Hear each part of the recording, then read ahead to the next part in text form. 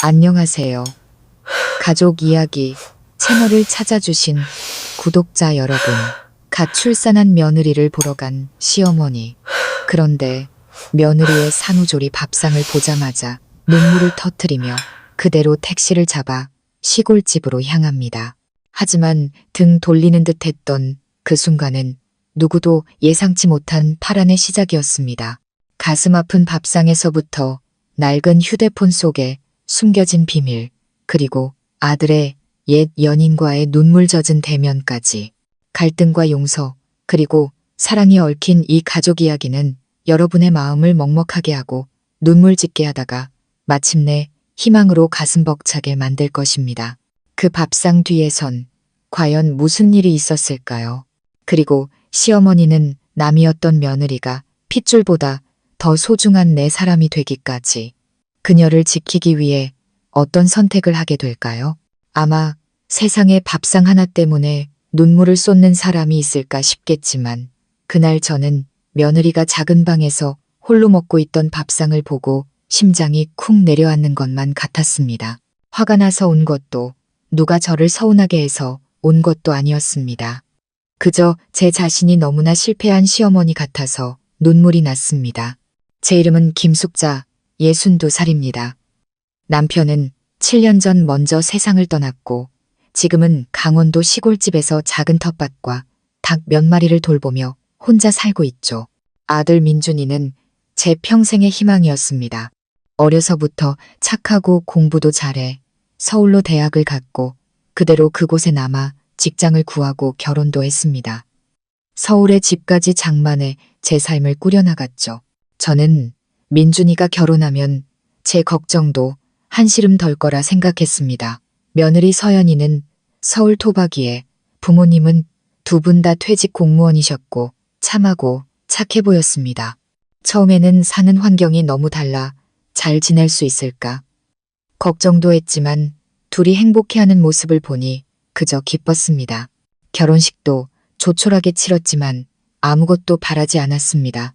그저 두 사람이 행복하게 사는 것만으로도 충분했습니다. 저는 서울에 거의 가지 않았습니다. 보기 싫어서가 아니라 괜히 방해될까 봐서였죠. 민준이가 몇 번이나 올라오라고 했지만 늙은 제가 가면 아이들에게 짐만 될 거라 생각했습니다. 서연이가 임신했을 때도 며칠 올라가 도와줄까 했는데 민준이가 엄마, 그냥 시골에서 푹 쉬세요.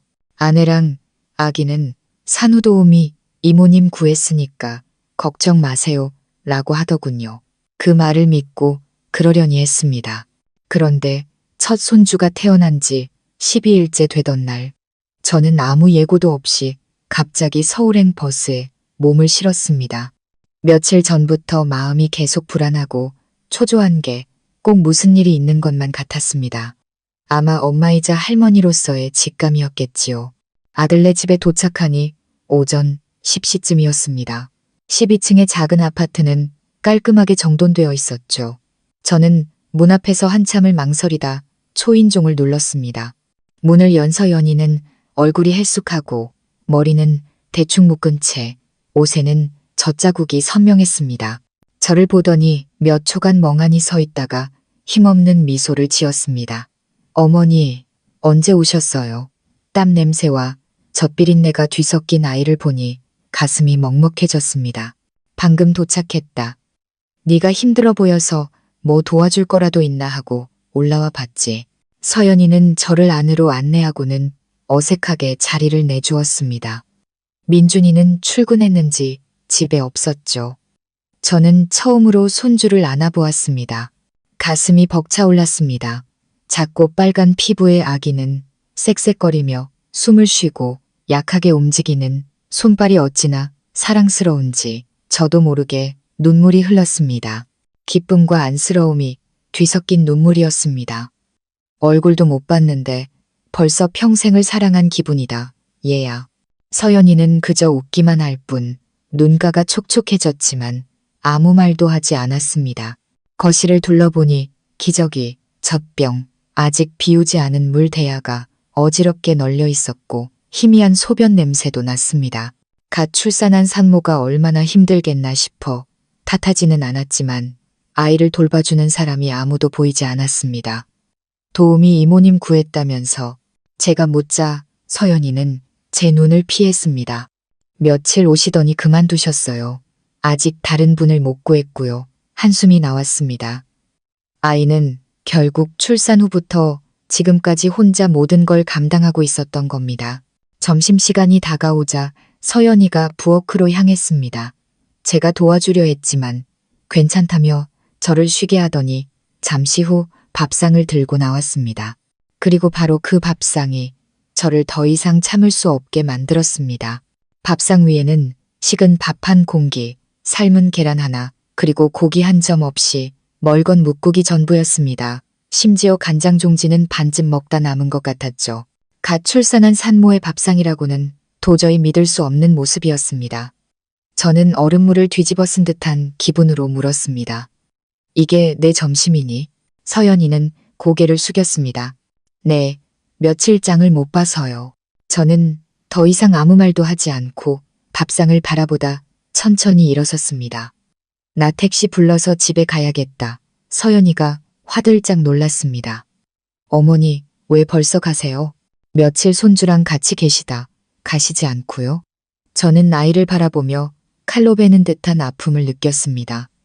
가기 싫어서가 아니라 갈 수밖에 없어서 그런다.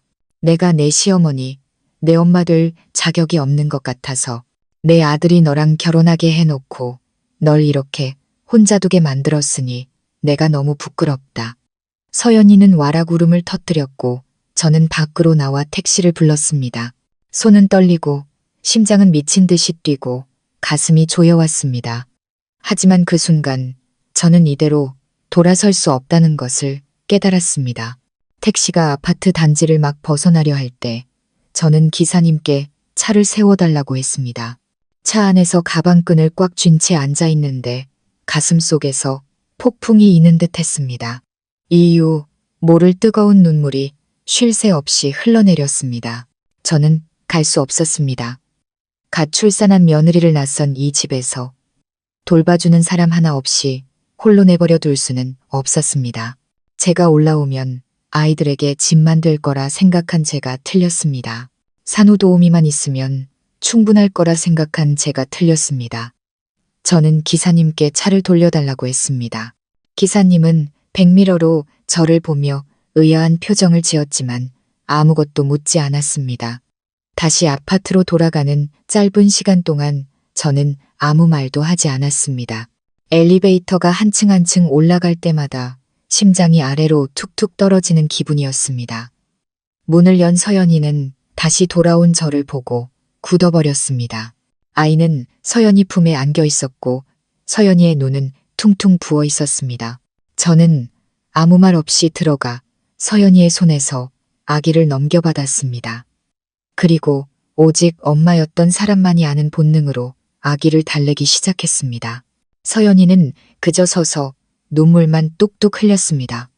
미안하다. 나 안 갈란다. 여기서 너랑 같이 있을게. 방 안은 기묘할 정도로 조용해졌습니다. 서연이는 고개를 푹 숙인 채 말이 없었지만 어깨가 가늘게 떨리고 있었습니다. 아이는 그동안 얼마나 많은 것을 혼자 견뎌왔을까요?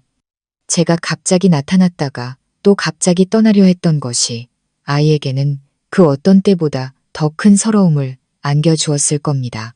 그날 오후 저는 집 안을 치우기 시작했습니다. 잔소리나 꾸중 없이 묵묵히 쌓여있는 기저귀와 아기 옷들을 정리하고 서연이를 위해 푹 고운 족발 미역국을 끓여 억지로 먹였습니다. 생강물을 데워 족욕을 시켜주고 약초를 넣은 물을 끓여 머리를 감겨주었습니다. 옛날 시어머니들이 며느리의 산후조리를 위해 해주던 모든 것을 했습니다. 서연이는 말없이 제 말을 따랐지만 눈빛이 한결 부드러워졌습니다. 그날 밤 아기가 잠들었을 때 저는 서연이를 앉혀놓고 이야기를 나눴습니다. 아이는 한참을 망설이다 한숨을 쉬었습니다. 오늘 그 밥상 보여드려서 죄송해요. 저도 그러고 싶었던 건 아닌데 너무 지쳤어요. 어머니. 혼자 아기를 돌보는데 몸은 아프고 열은 나고 힘들다고 말할 때도 없었어요. 민준 씨는 매일 야근이고 집에 와서도 컴퓨터만 붙잡고 있으니까요. 친정 엄마한테는 걱정하실까봐 차마 말을 못했어요. 제가 조심스럽게 물었습니다. 그럼 남편은 아무것도 안 도와주니? 서연이가 옅게 웃었습니다. 어머니도 아시잖아요. 민준 씨가 언제 부엌일이나 육아에 관심 있었나요? 남자는 밖에서 일하는 게 힘들다면서 애 키우는 건 여자 몫이라고 하더라고요. 그 말을 듣는 순간 저는 정신이 번쩍 들었습니다. 민준이는 어려서부터 착한 아이였지만 어쩌면 제가 너무 오냐오냐 키워서 이기적인 남자로 만들었는지도 모릅니다. 시골에 있을 때 밥하고 빨래하는 건 항상 제 몫이었고 아들은 공부만 하면 됐습니다. 결혼을 시키면서도 가정을 꾸리는 건 부부 두 사람의 일이지 여자 혼자의 몫이 아니라고 가르치지 못했습니다. 저는 며느리의 손을 잡았습니다. 뼈만 앙상하게 남은 손이 너무나 안쓰러웠습니다. 내가 그놈이랑 얘기하마. 내 잘못이 아니야. 너를 이렇게 혼자 힘들게 내버려둔 내 잘못도 크다. 서연이는 저를 올려다보았습니다. 눈가는 여전히 젖어 있었지만 입가에는 피곤하면서도 한결 가벼워진 미소가 걸려 있었습니다. 그날 밤 저는 손주 옆에 누워 밤새 뒤척였습니다. 선풍기 소리와 태어난 지 보름도 안 된 아기의 쌕쌕거리는 숨소리만이 들리는 밤, 제 마음은 불쏘시개처럼 타들어갔습니다. 다음 날 아침, 민준이가 집에 들어서자마자 저는 거실에서 기다리고 있었습니다. 아들은 저를 보고 놀랐지만 입을 열기도 전에 제가 먼저 아들의 눈을 똑바로 쳐다봤습니다. 너 여기 앉아봐라. 엄마가 할 얘기가 있다. 아들은 당황하며 불편한 기색을 보였지만 저는 더 이상 주눅든 시골 엄마가 아니었습니다. 저는 몇 년 만에 처음으로 아들을 피하지 않고 똑바로 마주했습니다. 내 아내가 어제 뭘 먹었는지 아니. 민준이는 어리둥절했습니다. 아니요. 제가 어떻게 알아요. 어제 늦게 들어와서. 저는 아들의 말을 끊고 어제 봤던 밥상에 대해 삶은 계란 하나와 쌀뜨물처럼 멀건 묵국에 대해 또박또박 이야기했습니다. 내 아내가 내 집에서 그렇게 산후조리를 하고 있다. 그런데 넌 그게 당연하다고 생각하는 거니? 아들은 고개를 숙인 채 대답이 없었습니다. 저는 더 단호한 목소리로 말을 이었습니다. 남편이라는 게 돈만 벌어다 주고 아내를 나 몰라라 하는 게 아니야. 아빠라는 게 자기 자식이 밤새 얼마나 우는지도 모르는 게 아니라고. 네가 밖에서 아무리 잘 나가도 가정을 못 지키면 모든 걸 잃는 거야. 알겠니? 민준이는 한참을 침묵하다가 작게 고개를 끄덕였습니다. 저는 하룻밤 사이에 사람이 변할 수 없다는 걸 알지만 오늘 제가 나서지 않으면 영영 기회가 없을지도 모른다고 생각했습니다. 민준이는 혼난 아이처럼 조용히 앉아 있었습니다. 그런 아들을 보니 화가 나면서도 마음이 아팠습니다. 제 아들이니 제가 잘 압니다. 나쁜 아이는 아닙니다. 하지만 오래된 무관심은 가장 약해진 사람 곁에서 서서히 독처럼 퍼져나가는 법입니다. 저는 아들에게 말했습니다. 변명할 필요 없다. 지금은 잘잘못을 따질 때가 아니라 잘못을 바로잡을 때야. 너 이 가정 지키고 싶긴 한 거니? 민준이가 고개를 들었습니다. 눈빛에는 당혹감이 서려 있었지만 그 안에서 처음으로 걱정하는 빛을 보았습니다. 어머니, 이렇게까지 심각한 줄 몰랐어요. 서연이가 항상 아무 말도 안 하니까 괜찮은 줄 알았어요. 저는 옅게 웃었습니다. 네가 걱정할까봐, 네가 피곤할까봐 참은 거야. 하지만 참는다고 해서 영원히 견딜 수 있는 건 아니란다.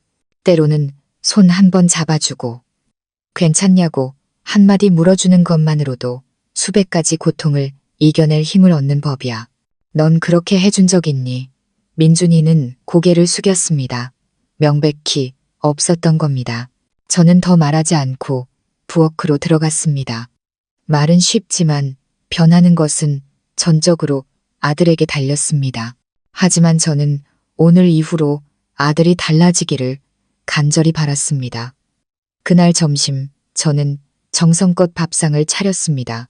한방 닭백숙, 단호박 갈비찜, 데친 채소, 그리고 서연이를 위한 전복죽까지. 식탁에 음식을 차려놓고 민준이에게 말했습니다. 오늘 네가 아내에게 죽을 떠먹여 주렴. 누구 도움도 받지 말고 네 손으로 직접. 아들은 조금 어색해하며 서연이를 쳐다봤습니다. 서연이도 잠시 멈칫하더니 작게 고개를 끄덕였습니다. 저는 끼어들지 않고 두 사람만의 시간을 주었습니다.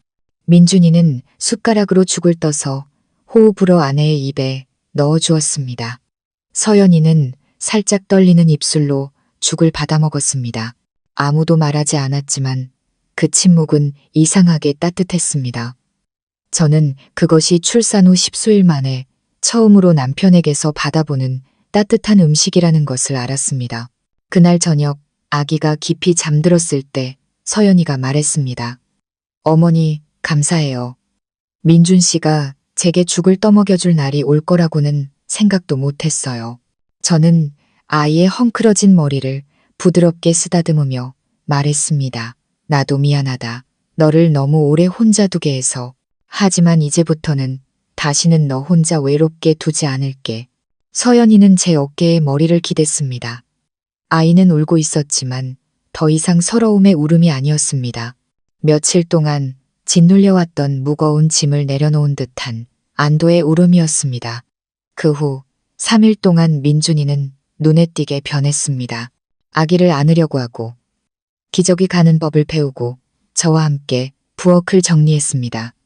심지어 어떤 나물이 좋은 건지도 모르면서 시장에 가서 장을 봐오기도 했습니다. 어느 날은 늦게 퇴근하고 와서도 조용히 방에 들어가 젖병을 씻고 있었습니다. 서연이는 그 모습을 보며 고개를 저으며 웃었습니다. 저는 아무 말도 하지 않았지만 마음이 명절처럼 따뜻해졌습니다. 어느 날 밤 저는 창가에 앉아 손주에게 입힐 스웨터를 뜨개질하며 방 안에서 들려오는 아들의 웃음소리를 들었습니다. 그때서야 비로소 마음에 진정한 평화가 찾아왔다고 느꼈습니다. 하지만 모든 것이 좋아지고 있다고 생각했을 때 시골에서 걸려온 한 통의 전화가 모든 것을 바꿔놓았습니다. 옆집 박씨 아저씨였습니다. 숙자씨, 집에 도둑이 든 것 같아. 뒷문이 활짝 열려 있어.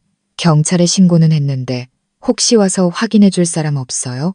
저는 온몸에 힘이 빠지며 다리가 후들거렸습니다. 평생 시골에서 살면서 도둑 한 번 맞아본 적이 없었는데 저는 곧바로 아랫마을 동생에게 전화해 확인을 부탁하고는 민준이에게 말했습니다. 엄마 집에 급히 가봐야겠다. 뒷문에 도둑이 들었단다. 민준이가 깜짝 놀랐습니다. 그럼 제가 며칠 휴가 내서 같이 가드릴게요. 저는 고개를 저었습니다. 아니다. 엄마 혼자 갈 수 있어. 너는 여기서 내 아내랑 아기 챙겨야지. 엄마 며칠만 있다가 다시 올게. 서연이가 걱정스러운 눈으로 제 손을 잡았습니다. 어머니, 조심히 다녀오세요. 꼭 다시 오셔야 해요. 저는 아이의 손을 꽉 잡았습니다. 약속하마. 이제 너는 혼자가 아니야. 저는 가방을 챙겨 아파트를 나섰습니다. 마음은 불안했지만 한편으로는 안심이 되었습니다. 이제 다시 돌아올 때 저는 그냥 시어머니가 아닐 겁니다. 저는 며느리의 기댈 곳이자 친구이자 비바람을 막아주는 지붕이 되어줄 겁니다. 낯설었던 그 아이가 어느새 제 아들의 삶에 들어와 제 핏줄이 되어버린 걸까요? 하지만 제가 없는 동안 바로 그 집에서 제가 듣고는 까무러칠 만한 일이 벌어질 줄은 꿈에도 몰랐습니다. 시골집에 도착하니 저녁 무렵이었습니다. 아랫마을 동생이 터미널에 마중 나와 저를 집까지 태워다 주었습니다. 뒷문은 정말로 부서져 있었고 자물쇠는 바닥에 나뒹굴고 있었습니다.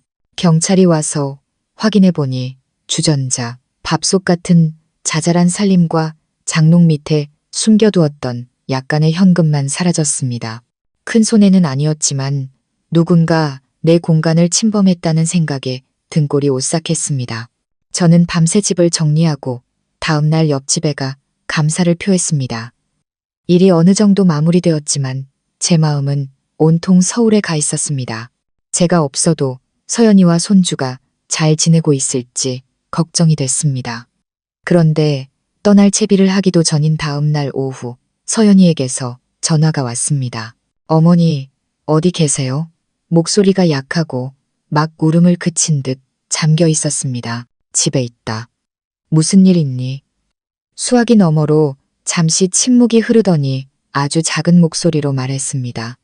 민준 씨가 아침에 나갔는데 아직 안 들어와요.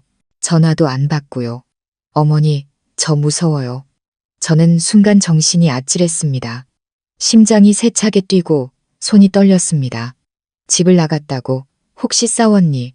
서연이는 침묵하다가 고백했습니다. 어젯밤에 제가 물어봤어요. 저랑 결혼한 거 후회하냐고요. 아무 말도 안 하고 그냥 방으로 들어가 버리더라고요. 아침 일찍 배낭을 메고 나갔는데 전화를 꺼놨는지 지금까지 연락이 안 돼요. 어머니, 혹시 민준 씨가 저한테 질린 걸까요? 저는 몇 초간 말을 잃었습니다. 며칠 전만 해도 아내에게 다정하게 죽을 떠먹여주고 아기 우유를 타주던 아들의 모습이 떠올랐습니다. 어떻게 이렇게 돌변할 수 있을까요? 압박감을 견디지 못한 걸까요? 아니면 더 깊은 사정이 있는 걸까요? 쓸데없는 생각하지 마라. 무슨 일이 있어서 그런 걸 거야. 엄마가 전화해 볼 테니 안 되면 바로 올라갈게. 울지 말고 기다려. 저는 전화를 끊고 민준이에게 전화했습니다. 꺼져 있었습니다. 다시 걸어도 여전히 전원이 꺼져 있다는 안내만 나왔습니다. 애가 탔습니다.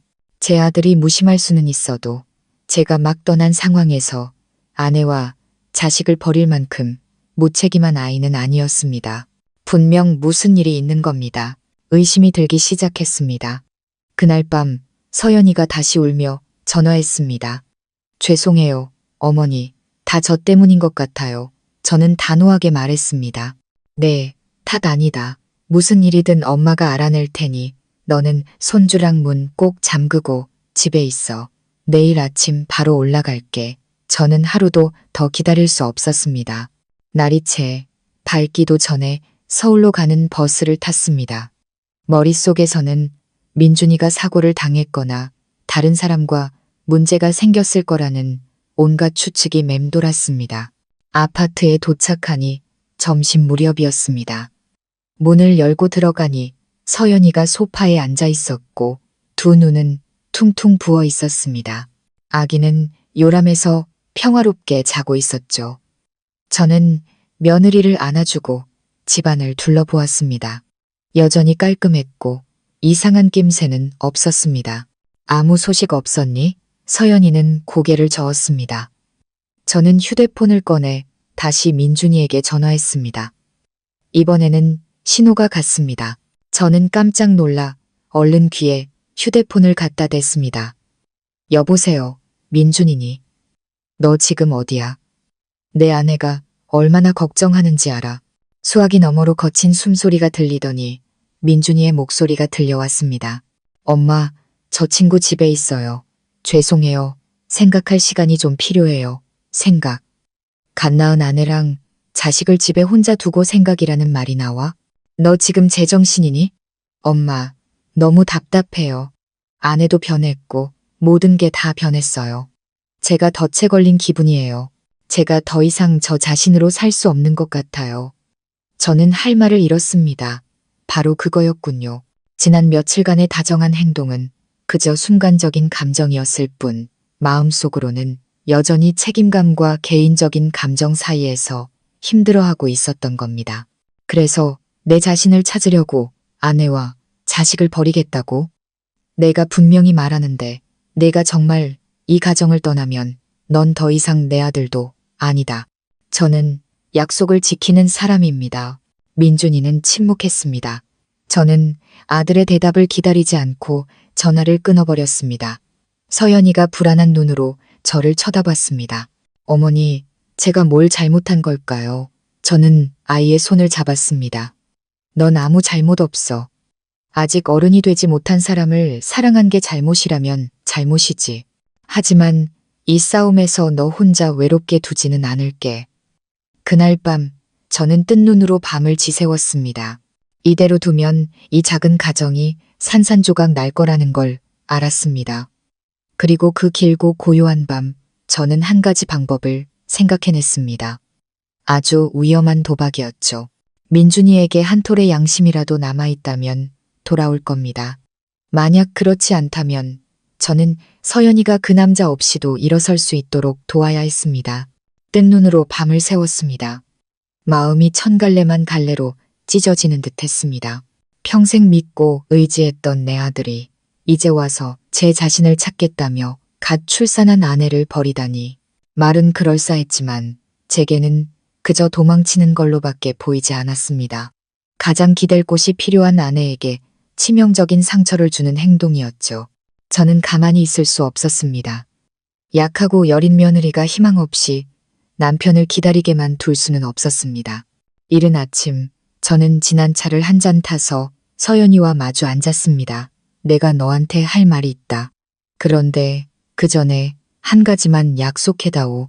앞으로 무슨 일이 있어도 절대 포기하면 안 된다. 알겠니? 서연이는 불안한 눈으로 저를 바라봤습니다. 네, 어머니, 말씀하세요. 저는 깊은 숨을 들이쉬고 천천히 제 계획을 털어놓았습니다. 내가 아는 사람에게 전화를 할 거야. 내 오랜 친구인 영희 이모라고 민준이가 있는 곳 근처에 살거든. 그 이모한테 부탁해서 네가 충격으로 쓰러져서 아주 위험한 상태라고 거짓말을 좀 해달라고 할 참이다. 이게 옳지 않다는 건 알지만 민준이를 돌아오게 할 유일한 방법이야. 서연이는 경악했습니다. 어머니, 그건 너무 심한 거 아니에요? 아니다, 얘야. 저는 아이의 손을 잡았습니다. 내가 낳았지만 나도 그놈 속을 다 모르겠다. 그 아이는 그냥 말로 해서는 안 돼. 충격을 줘야 정신을 차리지. 저렇게 자기 연민에 빠져 남을 내팽개치게 둬선 안 돼. 서연이는 잠시 침묵하더니 작게 고개를 끄덕였습니다. 어머니 말씀대로 할게요. 그 사람이 돌아오기만 한다면요. 저는 곧바로 영희 이모에게 전화했습니다. 이모는 이야기를 듣고는 쓴웃음을 지었습니다. 세상에 민준이가 그런 녀석이 됐다니. 알았다. 내가 한번 해보마. 그날 정오, 영희 이모가 민준이에게 전화를 건 지 2시간이 채 되지 않아 초인종이 울렸습니다. 저는 손주를 안고 있다가 깜짝 놀랐습니다. 서연이는 벌떡 일어났고 얼굴이 하얗게 질렸습니다. 문이 열리고 민준이가 서 있었습니다. 헬쑥한 얼굴, 까칠한 수염, 잠을 못 자, 퀭한 눈. 저를 보자마자 그 자리에 얼어붙더니 더듬거렸습니다. 엄마, 저를 속이셨어요. 저는 부인하지 않고 고개를 끄덕였습니다. 그래, 속였다. 다른 방법이 없었으니까.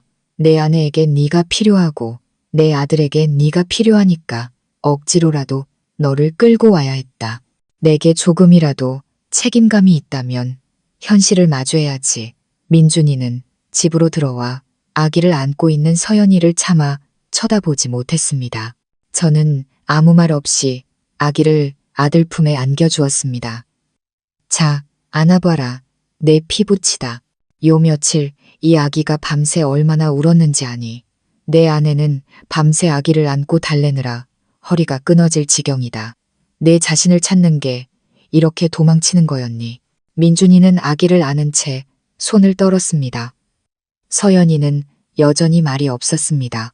아이의 마음속에 기대와 분노, 슬픔이 뒤엉켜 침묵이 되었음을 저는 알 수 있었습니다. 민준이는 낯선 사람처럼 아기를 안고 앉아 있었지만 저는 그가 눈물을 흘리는 것을 보았습니다. 잠시 후 아들은 고개를 들어 서연이를 바라봤습니다. 미안해. 단 3글자였지만 결혼 후 처음으로 민준이가 아내에게 하는 말을 들었습니다. 서연이는 대답 없이 손에 쥔 손수건만 꽉 쥐었습니다. 저는 두 사람에게 침묵의 시간을 주기 위해 자리를 피했습니다. 그날 오후 식사 후에 민준이는 자발적으로 설거지를 했습니다. 우유를 타고 아기 기저귀를 갈았습니다. 모든 것이 서툴렀지만 노력하는 모습이었습니다. 저는 아무 말도 하지 않았고 서연이도 웃지 않았지만 집안의 공기는 한결 가벼워졌습니다. 밤에 제가 뜨개질을 하고 있을 때 서연이가 다가왔습니다. 어머니, 오늘 보니 정말 그 사람이 달라진 것 같아요. 저는 작게 고개를 끄덕였습니다. 남자가 잘못을 뉘우치고 돌아왔다면 아직은 희망이 있는 거다. 중요한 건 이번 일로 정신 차리고 제대로 된 사람이 되느냐 하는 거지. 서연이는 한숨을 쉬며 물었습니다. 그런데 어머니, 만약 나중에 또 떠나면 어떡하죠? 저는 뜨개질하던 것을 내려놓고 아이의 어깨를 잡았습니다. 그때는 더 이상 기다릴 필요 없다. 너는 할 만큼 다 한 거야. 그걸 지키지 못하는 건 그놈 잘못이지. 그때는 누구를 위해 살지 말고 너 자신과 내 아들을 위해 살아라. 서연이는 제게 안기며 목이 메었습니다. 저는 용서한다고 해도 마음의 상처가 쉽게 아물지 않을 것을 알았습니다. 하지만 적어도 아이는 한 줄기 희망을 보게 된 겁니다. 단지 며칠 후 다른 누구도 아닌 바로 제가 그 희미한 균열을 산산조각 낼 수도 있는 비밀을 발견하게 될 줄은 몰랐습니다. 숨겨진 휴대폰 하나, 오래된 문자 메시지, 그리고 전혀 낯설지 않은 한 여자의 이름. 민준이가 돌아온 지 사흘이 지났고 집안의 분위기는 잠시 평온을 되찾았습니다. 저는 긴장을 풀지 않았지만 아들이 집을 나갔다는 소식을 들었을 때처럼 불안하지는 않았습니다. 민준이는 성실해 보였습니다. 말수는 줄었지만 서연이를 도와 집안일을 하고 아기를 돌보며 진심으로 노력하는 듯 했습니다. 저는 여전히 아들을 주시했습니다. 마음 깊은 곳에서 무언가 잘못되었다는 느낌을 지울 수 없었기 때문입니다. 그날 저녁 식사를 마치고 서연이는 아기를 재우러 방에 들어갔고 민준이는 잠시 물건을 사러 나갔습니다. 저는 부엌을 정리하다가 거실 문 뒤에 걸려있는 민준이의 낡은 잠바를 발견했습니다. 주머니에서 무언가 짤랑거리는 소리가 났습니다. 호기심에 손을 넣어보니 지금 쓰는 것과는 다른 낡은 휴대폰이 하나 나왔습니다. 저는 그 자리에 굳었습니다. 이건 분명 민준이가 쓰는 폰이 아니었습니다. 누가 휴대폰을 2개씩 쓰면서 이렇게 숨겨놓는단 말입니까? 주위를 둘러보았습니다. 심장이 쿵쾅거렸습니다. 양심은 보지 말라고 했지만 어미의 마음은 속삭였습니다. 만약 떳떳하지 못한 일이 있다면 늦어질수록 며느리만 더 고통받을 거라고. 저는 의자에 앉아 떨리는 손으로 전원을 켰습니다. 다행히 비밀번호는 걸려있지 않았습니다.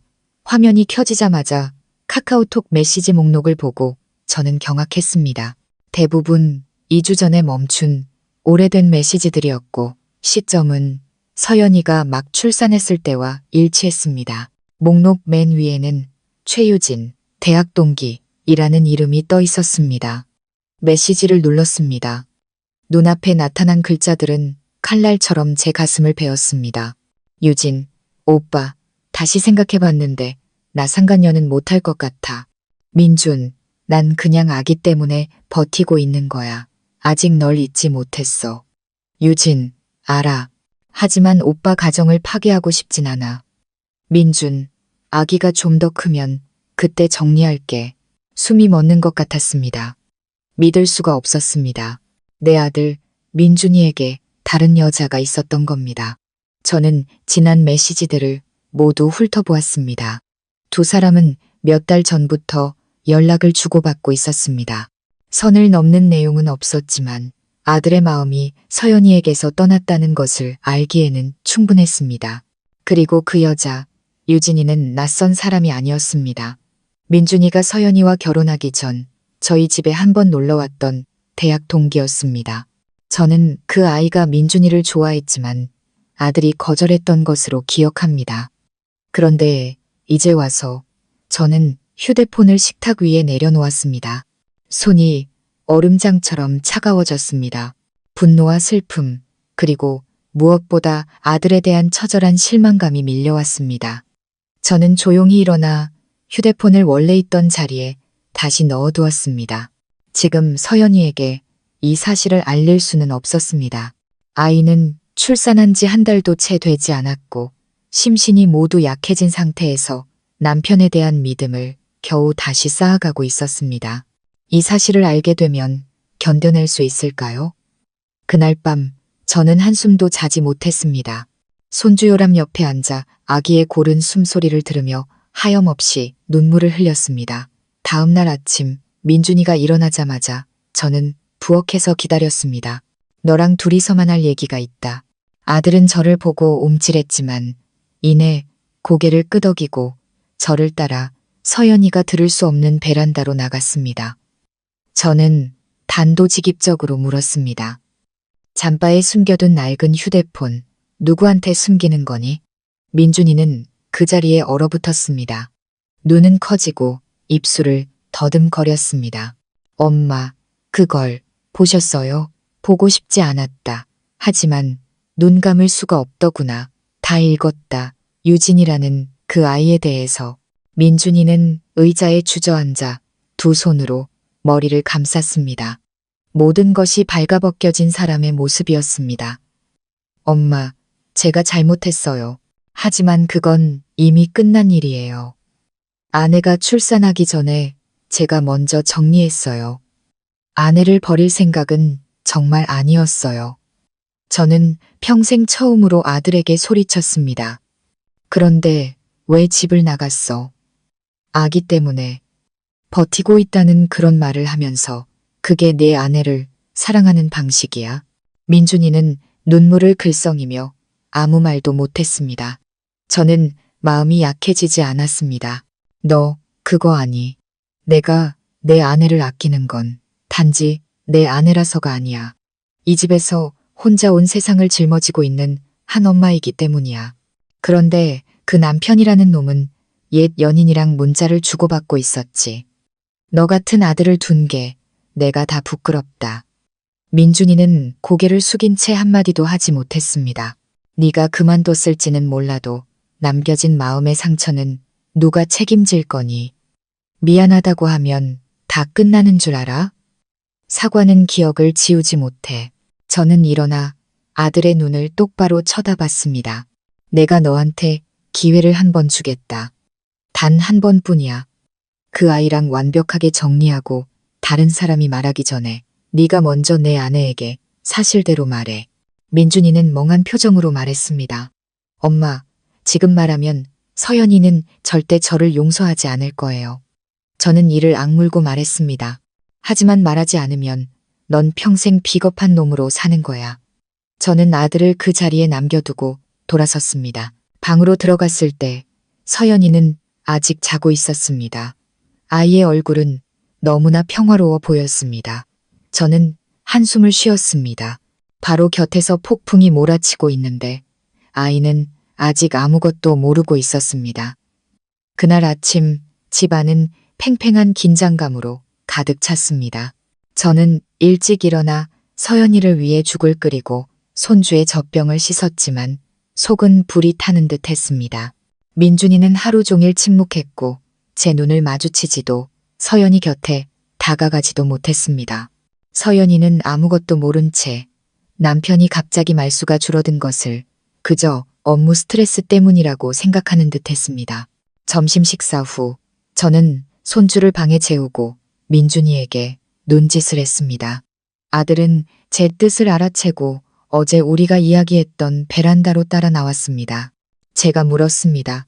생각은 다 했니? 민준이는 고개를 숙인 채 작은 목소리로 답했습니다.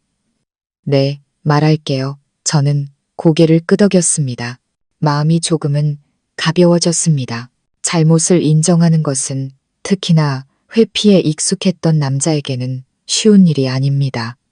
하지만 진실에서 시작하지 않으면 남은 평생은 거짓의 연속일 뿐입니다. 저는 손주를 안고 산책을 핑계로 밖으로 나왔습니다. 부부가 단둘이 있을 시간을 주기 위해서였죠. 문을 닫는 순간 심장이 쿵쾅거렸습니다. 서연이가 어떻게 반응할지는 모르지만 저는 아이가 진실을 듣고 남은 인생을 스스로 결정할 만큼 강하다는 것을 믿었습니다. 아파트 벤치에 앉아 멍하니 있었습니다. 손으로 만든 작은 요람을 흔들며 손주를 재웠습니다. 위층에서는 지금쯤 제 아들이 고백하고 있겠죠. 저는 눈을 감고 아들이 진심을 다해 이야기하기를 기도했습니다.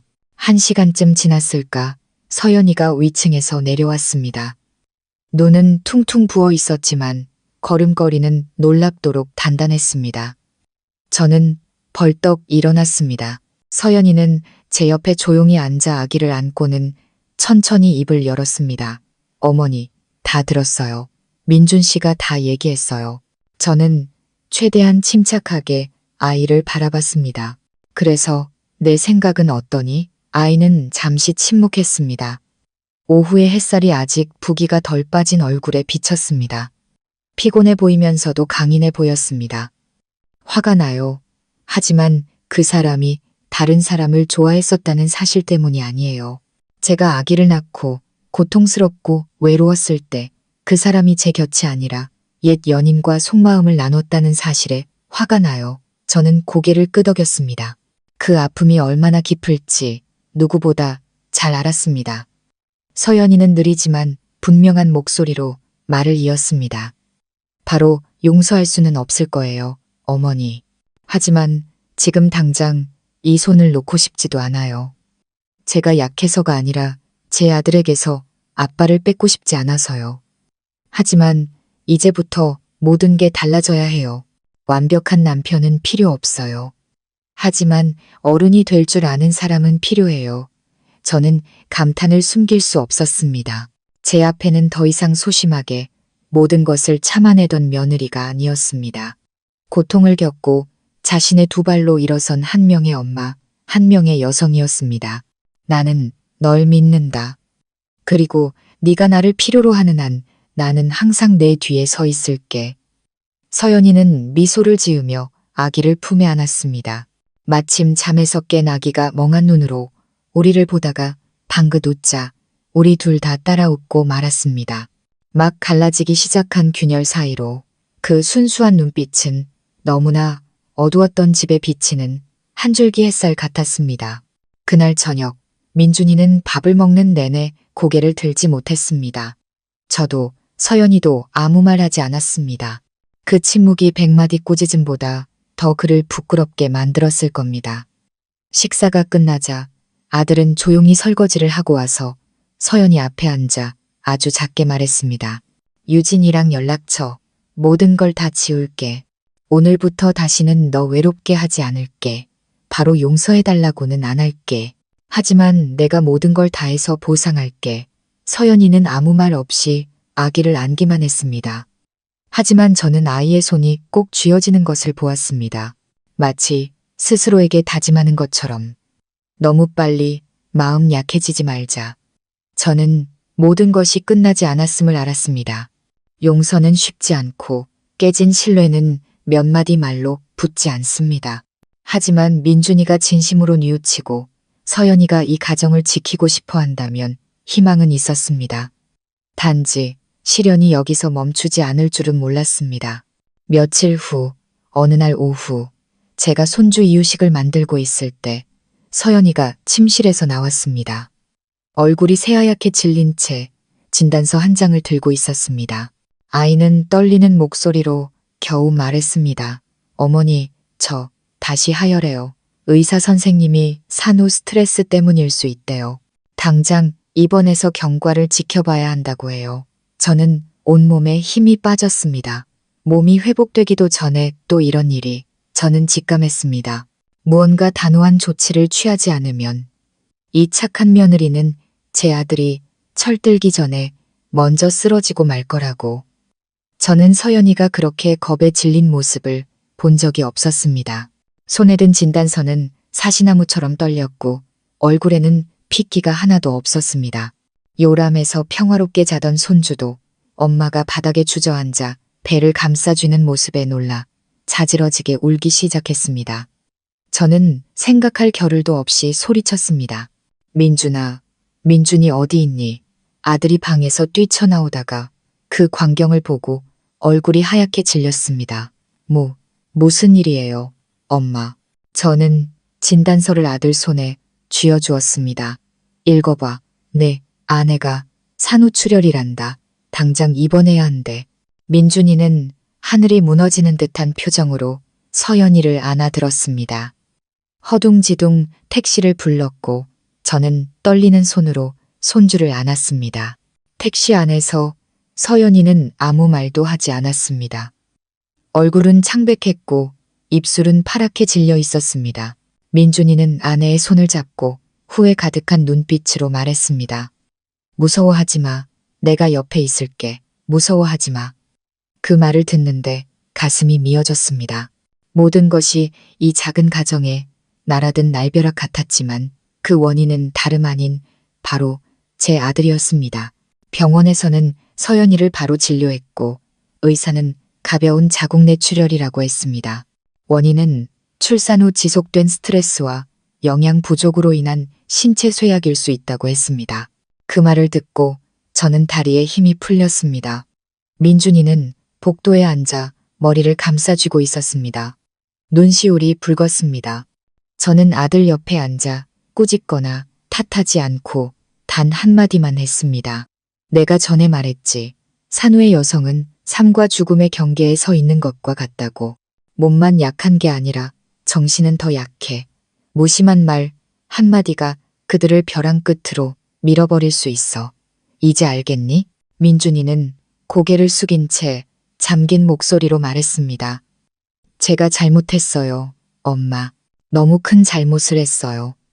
저는 자격이 없어요. 저는 아들의 손을 잡았습니다. 잘못을 바로잡기에 늦은 때란 없다. 문제는 네가 그렇게 할 용기가 있느냐는 거야. 내 아내 곁을 진심으로 지킬 용기가 있냐고. 우리 모자는 밤늦게까지 그렇게 앉아 있었습니다. 의사가 나와 상태가 안정되었다고 알려준 후에야 우리는 병실로 올라갔습니다. 침대에 누워있는 며느리의 파리한 얼굴을 보니 심장이 조여드는 듯 아팠습니다. 서연이는 저를 보고 옅게 웃었습니다. 죄송해요, 어머니. 제가 너무 약해서. 저는 아이 곁으로 다가가 손을 잡았습니다. 아니다. 넌 약하지 않아. 약한 사람은 너처럼 지난 몇 달을 버텨낼 수 없어. 하지만 이제는 달라. 오늘부터는 더 이상 혼자 애쓰지 않아도 돼. 엄마가 있고 민준이가 있어. 우리 가족 이제 함께 가는 거야. 알겠지? 서연이는 고개를 돌렸습니다. 눈물이 베개를 적셨습니다. 민준이는 곁에 서서 아내의 손을 꼭 잡은 채 아무 말도 하지 못했습니다. 그의 눈에는 후회가 가득했지만 이번에는 무언가 다르고 더 깊고 진실된 것이 느껴졌습니다. 그날부터 민준이는 거의 병원에서 살다시피 했습니다. 아내의 식사와 잠자리를 하나하나 챙겼습니다. 처음에는 서연이도 어색해했지만 점차 아이의 눈빛이 남편을 피하지 않는 것을 보았습니다. 아주 희미하지만 신뢰라는 불씨가 다시 지펴지고 있었습니다. 저는 손주를 데리고 집에 와 돌보며 하루 2번씩 병원에 가 서연이를 보고 직접 만든 음식을 가져다 주었습니다. 저는 제 아들이 처음으로 아내에게 죽을 떠먹여주고 우유를 건네고 얼굴을 닦아주는 모습을 보았습니다. 일주일 후 서연이는 퇴원했습니다. 의사는 휴식과 영양 섭취에 대해 신신당부했습니다. 제가 손주를 안고 먼저 집으로 들어갔을 때 서연이는 문 앞에 서서 민준이가 부엌에서 죽을 들고 나오는 모습을 조용히 바라보고 있었습니다. 저는 아이의 눈가가 촉촉해진 것을 보았습니다. 그날 저녁 부부가 함께 아기 기저귀를 갈고 있을 때 저는 조용히 베란다로 나와 눈을 감았습니다. 마음이 한결 가벼워졌습니다. 폭풍이 지나갔다고 생각했지만 바로 그날 밤 제가 막 잠이 들었을 때 침실에서 다투는 소리가 들렸습니다. 문을 열어보니 서연이가 방 한가운데 서 있었습니다. 손에는 제가 예전에 발견했던 바로 그 낡은 휴대폰을 들고 있었습니다. 아이의 목소리는 분노로 떨리고 있었습니다. 왜 아직 안 지웠어요? 왜 이 메시지들을 아직도 가지고 있냐고요? 민준이는 얼굴이 하얗게 질려 더듬거렸습니다. 내가 잊어버렸어. 어머니가 이미. 서연이는 울음을 터뜨렸습니다. 어머니가 먼저 발견하셨던 거죠? 저한테 숨기셨던 거죠? 저는 방으로 들어가 고개를 끄덕였습니다. 더 이상 부인할 수 없었습니다. 서연이는 저를 향해 눈물을 흘리며 말했습니다. 어머니를 원망하지 않아요. 진심으로 저를 대하지 않는 사람을 붙잡으려 했던 제 자신을 원망할 뿐이에요. 저는 아이를 와락 껴안았습니다. 미안하다. 그저 네가 편히 몸조리하길 바랐는데 도리어 더 큰 상처를 줬구나. 서연이는 저를 놓고 민준이를 보며 또박또박 말했습니다. 당신에게 기회를 줄게요. 하지만 마지막 기회예요. 오늘부터 당신이 하는 모든 행동을 기억할 거예요. 탓하려는 게 아니라 당신이 정말 뉘우쳤는지 지켜볼 거예요. 민준이는 무릎을 꿇었습니다. 맹세할게. 처음부터 다시 시작할게. 바로 믿어달라고는 안 해. 하지만 네가 다시 믿을 수 있도록 행동으로 보여줄게. 저는 곁에 서서 눈물을 훔쳤습니다. 이 여정이 아직 멀고 험난하다는 것을 알았지만 오늘 밤이 전환점이 되리라는 것도 알았습니다. 한번 깨진 신뢰는 약속이 아닌 행동으로만 다시 붙일 수 있기 때문입니다. 그 말다툼이 있은 지 사흘 후 집안의 공기는 여전히 팽팽했습니다. 아무도 지난 일을 꺼내지 않았지만 서연이의 마음이 아직 풀리지 않았고 민준이는 조금씩 신뢰를 회복하기 위해 노력하고 있다는 것을 모두가 알았습니다. 그는 일찍 일어나 밥을 하고 설거지를 하고 아기를 씻기고 밤마다 아기를 재웠습니다. 저는 그의 노력을 보았고 또한 혼자 앉아 남편을 지켜보는 서연이의 조용하고 경계심 가득한 눈빛도 보았습니다. 아마 서연이의 마음속은 여전히 물음표로 가득하고 제 마음속에는 갈림길에 선 사람처럼 희미한 희망만이 자리하고 있었습니다. 그날 아침 제가 마당을 쓸고 있을 때 전화벨이 울렸습니다. 서연이의 어머니 사부인이었습니다. 사부인, 저예요. 저희 부부가 서연이 좀 보러 올라갈까 하는데 요즘 통전화가 뜸해서 걱정이 돼서요. 손주도 많이 컸겠죠. 저는 잠시 숨을 멈췄습니다. 언젠가 올 날이라는 건 알았지만 당황스러웠습니다. 아, 그럼요. 어서 오세요. 내일 일찍 오시면 점심때쯤 도착하시겠네요. 저는 전화를 끊고 형언할 수 없는 불안감에 휩싸였습니다. 서연이네는 서울 토박이로 원칙을 중시하고 조금은 까다로운 면이 있는 분들이었습니다. 결혼식 때도 딸을 지방 출신에게 시집 보내는 것을 썩 내켜 하지 않으셨습니다.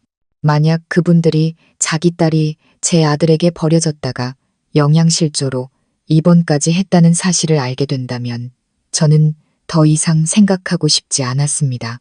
그날 저녁 저는 서연이에게 말했습니다. 내일 내 부모님 오신단다.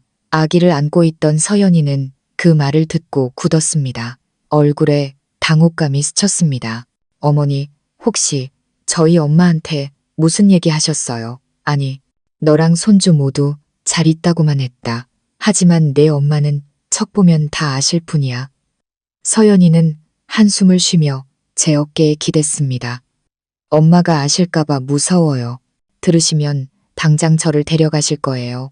저는 아이의 등을 쓸어주며 안심시켰습니다. 걱정 마라. 내가 있는데 누가 널 함부로 하겠니? 내 남편은 내가 책임지게 할 거다. 도망 못 가게. 다음 날 아침 저는 일찍 일어나 사부인이 좋아하는 버섯 전골을 준비했습니다. 민준이도 일어나 서툴지만 열심히 저를 도왔습니다. 서연이는 피곤한 기색을 감추기 위해 옅은 화장을 했습니다. 거울 앞에 앉아 떨리는 손으로 립스틱을 바르는 아이를 보니 가슴이 아팠습니다. 사람들은 산후의 여성이 가장 약하다고 하는데 이 아이는 친정 부모님 앞에서 강한 척 연기를 해야만 했습니다. 정오 무렵 사돈 부부가 도착했습니다. 저는 문을 열고 억지 미소를 지으며 인사했습니다. 어서 오세요, 사부인, 사돈어른. 서연이가 달려나가 엄마에게 안겼습니다. 엄마, 아빠, 사부인은 잠시 굳어 있다가 딸을 머리부터 발끝까지 훑어보았습니다. 너 왜 이렇게 됐니? 삐쩍 마르고 얼굴은 왜 이렇게 파래? 서연이는 눈을 피하며 말했습니다. 잠을 좀 못 자서 그래요. 아기가 밤에 자주 깨서 제가 재빨리 거들었습니다. 네, 손주가 밤에 좀 보채는데 서연이가 너무 정성껏 돌보느라 쉴 틈이 없어요. 제가 쉬라고 해도 말을 안 듣네요. 사부인은 여전히 딸에게서 눈을 떼지 않았습니다. 그 눈빛은 의심으로 가득 차 있었습니다. 점심 식사 때 저는 정성껏 밥상을 차렸습니다. 민준이는 장인, 장모님께 음식을 덜어드리며 예를 갖췄습니다. 분위기는 어색했지만 예의는 지켜졌습니다. 식사가 끝날 무렵 사부인이 젓가락을 내려놓고 저를 바라봤습니다. 사부인, 제가 솔직하게 말씀드릴게요. 제 눈은 장식이 아닙니다. 제 딸이 어떤지 저는 보면 압니다. 저렇게 먹지도 자지도 못하는 건 아기 때문이 아니라 마음에 무슨 일이 있기 때문이에요. 솔직히 말씀해 주세요. 여기서 무슨 일이 있었습니까? 제가 대답하려던 찰나 서연이가 먼저 입을 열었습니다. 엄마, 그만 물어보세요. 저 괜찮아요. 무슨 일이든 다 이겨낼 수 있어요. 사부인이 눈을 흘겼습니다. 입 다물어라. 산모가 해골 같은 몰골을 하고서 괜찮다고? 그리고는 사위를 돌아보았습니다. 이 서방이 말해보게. 자네가 내 딸한테 함부로 대한 거 아닌가? 민준이는 얼굴이 하얘진 채 일어나 고개를 숙였습니다. 죄송합니다. 아버님, 어머님, 제가 잘못했습니다. 제가 집을 나갔었고 서연이를 힘들게 했습니다. 하지만 저는 돌아왔고 지금은 잘못을 바로잡고 있습니다. 부디 한 번만 더 기회를 주십시오. 방 안은 침묵에 잠겼습니다. 사부인은 말을 잃었습니다. 서연이 아버님이 낮은 목소리로 말했습니다. 내 걱정이 맞았군. 내 딸이 출산한 지 한 달도 안 됐는데 집을 나가.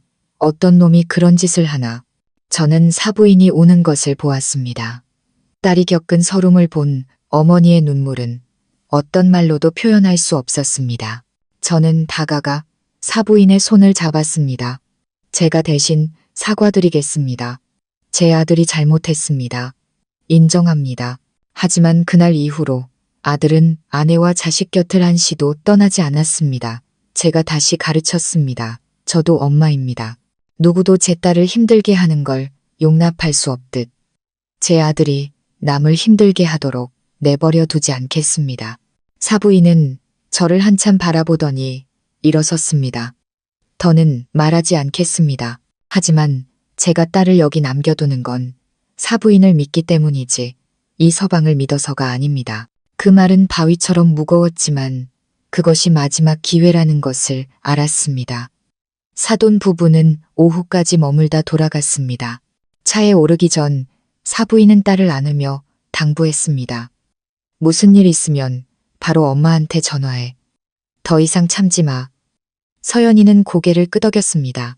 저는 엘리베이터까지 그들을 배웅하며 마치 폭풍을 한 차례 겪은 듯한 기분이었습니다. 그날 저녁 민준이는 베란다에 멍하니 앉아 있었습니다.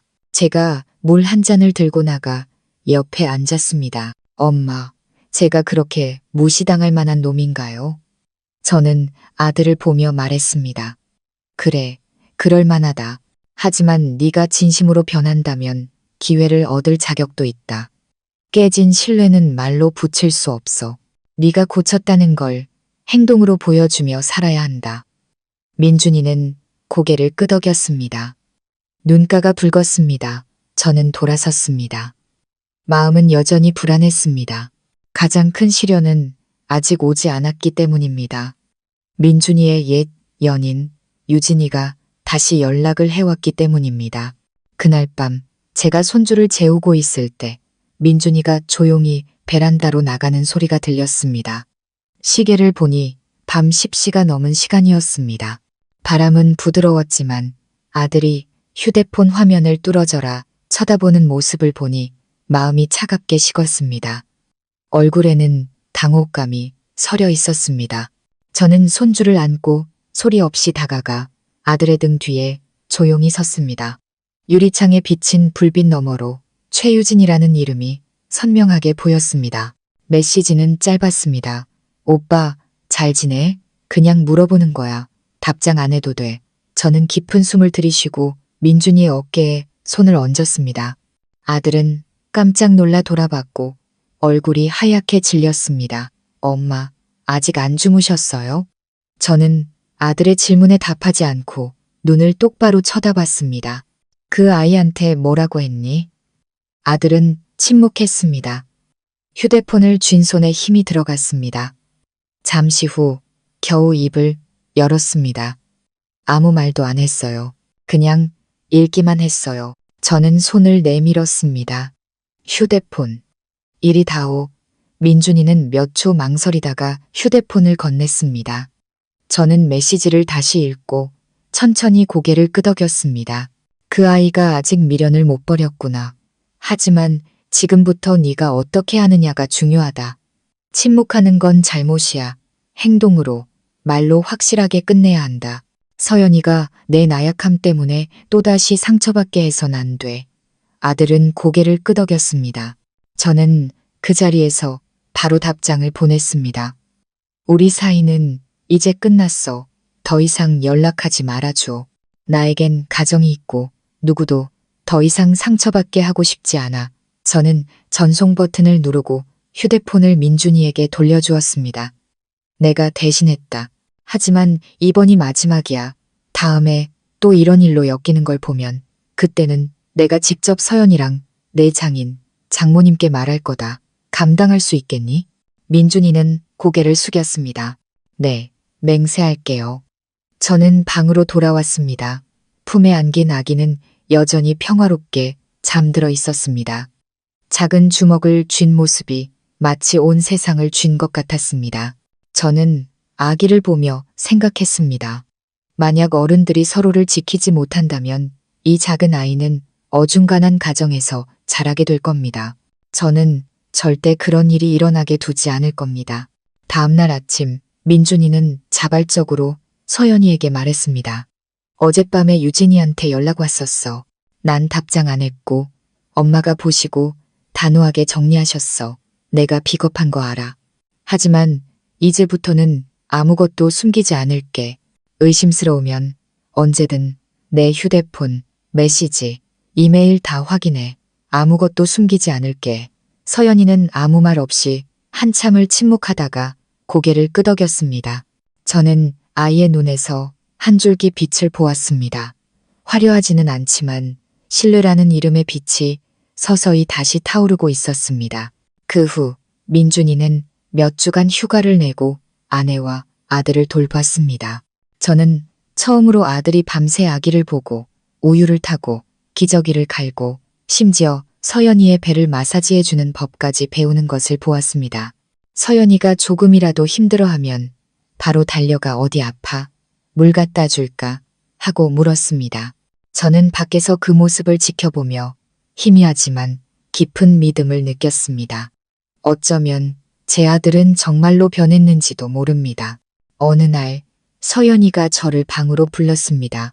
어머니, 이 말씀 드려도 화내지 않으셨으면 좋겠어요. 저는 고개를 끄덕였습니다. 말해보렴. 아이는 반짝이는 눈으로 저를 바라봤습니다. 저 산후조리 끝나면 바로 복직하려고요. 경제적으로 독립해야겠어요. 남편을 못 믿어서가 아니라 혹시라도 무슨 일이 또 생기면 누구에게도 의지하지 않고 제 힘으로 바로 설 수 있고 싶어서요.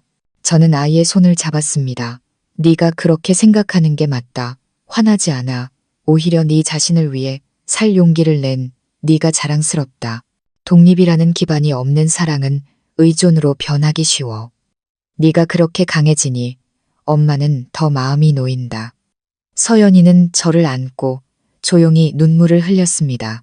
그 후 집안의 분위기는 점차 따뜻해졌습니다.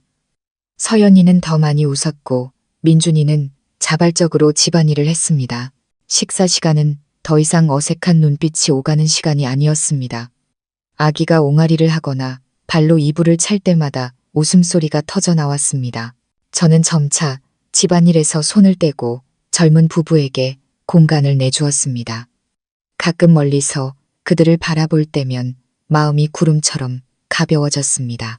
하지만 어느 비 오는 오후 제가 시골집 이웃에게 전화를 걸어 텃밭을 확인해달라고 부탁하려던 참에 서연이가 저를 베란다로 불렀습니다. 아이는 봉투 하나를 제게 건넸습니다. 어머니, 이건 제가 출산 전에 일하면서 모은 비상금이에요. 어머니가 좀 맡아주세요. 나중에 혹시라도 무슨 일이 생길 때를 대비해서요. 제가 거절하려 하자 서연이가 말했습니다. 저는 어머니를 믿어요. 혹시라도 모든 게 다시 엉망이 되는 날이 오면 적어도 이 돈으로 아기를 데리고 안전한 곳으로 갈 수 있게요. 그러고 싶지 않지만 준비는 해야 할 것 같아요. 저는 봉투를 받아들고 아무 말 없이 고개를 끄덕였습니다. 마음이 돌덩이처럼 무거워졌습니다. 사람들은 용서하려면 잊어야 한다고 하지만 이 여자는 한 번도 잊으려고 하지 않았습니다. 어쩌면 고통은 흉터를 남기지 않지만 한 번 빠졌던 구덩이를 남기는지도 모릅니다. 그래서 한 번 빠져나온 사람은 이미 안전한 곳에 있어도 항상 밧줄 하나를 챙겨두는 것이겠지요. 시간은 손가락 사이로 빠져나가는 바람처럼 빠르게 흘렀습니다. 출산 후 2달이 채 되지 않아 서연이는 예전 직장으로 복귀하기로 결정했습니다. 제가 말렸습니다. 몇 달 더 쉬어도 괜찮아. 아직 몸도 약하고 상처도 다 아물지 않았는데. 하지만 아이는 가볍게 미소 지을 뿐이었습니다. 일하면서 마음의 균형을 다시 찾아야 할 것 같아요. 집에만 있으니 생각이 너무 많아져서 예전의 어두운 굴레에 다시 갇힐까봐 무서워요. 저는 더 이상 말하지 않았습니다. 결국 서연이는 기다리는 사람이 아니라는 것을 이해했기 때문입니다. 고통이 자신을 갉아먹게 두는 대신 스스로 고통 밖으로 걸어 나오기를 선택한 겁니다. 민준이는 조금 긴장한 듯 보였습니다. 서연이가 복직한다는 말을 들은 후부터 얼굴에 수심이 가득했습니다. 저는 아들의 생각을 짐작하고 어느 날 저녁 말했습니다. 두려워하지 마라. 네가 다시 시작하기로 했다면 상대방에게도 숨쉴 기회를 줘야지. 억압은 사람을 지키지 못해. 진심만이 사람을 자발적으로 머물게 하는 법이야. 민준이는 고개를 들어 저를 보았습니다. 부끄러운 기색이 역력했습니다. 알고 있어요, 엄마. 하지만 그녀를 잃을까봐 두려워요. 그렇다면 더더욱 그녀가 머물고 싶게 만들어야지. 네가 억지로 붙잡아서가 아니라 그럴 만한 가치가 있다고 느끼게 말이다. 서연이가 복직하고 모든 것이 순조로워 보였습니다. 저는 집에서 손주를 돌봤습니다. 아기는 이제 웃을 줄도 알고 우소리를 내며 옹알이를 하기 시작했습니다. 덕분에 한때 어두웠던 집이 이제는 훨씬 활기차졌습니다. 민준이도 여전히 일찍 일어나 아침을 준비하고 집을 청소했습니다. 저녁에는 부부가 번갈아 아기를 씻기고 빨래를 했습니다. 모든 것이 다시 평온을 되찾는 듯 했습니다. 어느 날 저녁 서연이가 퇴근하고 돌아왔을 때였습니다. 제가 막 손주를 씻기고 재우려는데 민준이가 아내에게 묻는 소리가 들렸습니다. 오늘 무슨 좋은 일 있었어? 집에 올 때부터 계속 웃네. 서연이는 재킷을 벗고 가방을 내려놓으며 답했습니다. 별일 아니야. 새로운 동료가 있는데 재미있는 사람이라 사무실 분위기가 좋았어. 민준이는 입을 다물었습니다. 제가 방에서 나왔을 때 아들의 안색이 미묘하게 변하는 것을 보았습니다. 서연이는 옷을 갈아입으러 방으로 들어갔고 민준이는 저를 보며 작게 말했습니다.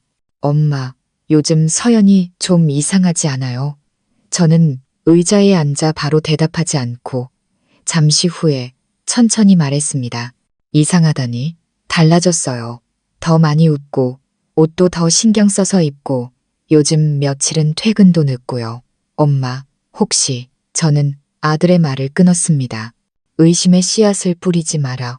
그 아이가 너를 용서했듯 너도 그 아이를 믿는 법을 배워야지. 하지만 엄마는 모르세요.